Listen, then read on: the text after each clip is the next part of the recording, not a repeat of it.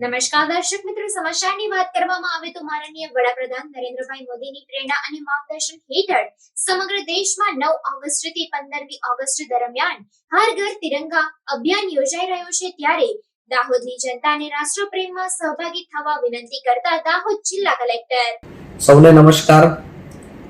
આપના દાહોદ જિલ્લામાં 9 ઓગસ્ટથી લઈને 15 ઓગસ્ટ સુધી अपन हर घर तिरंगा अभियान उजववा माटे जई रह्या छे। तो हूँ दाहोद जिल्लाना बधी जनताने विनंती करूं छुं कि दरेक जन अपना घर पर, अपना कामना स्थळे, सरकारी कचेरीओमां, जाहेर जग्याओ पर मोटा प्रमाणमां तिरंगा जो छे एने फरकावे अने अपनी राष्ट्रभक्ति व्यक्त करे।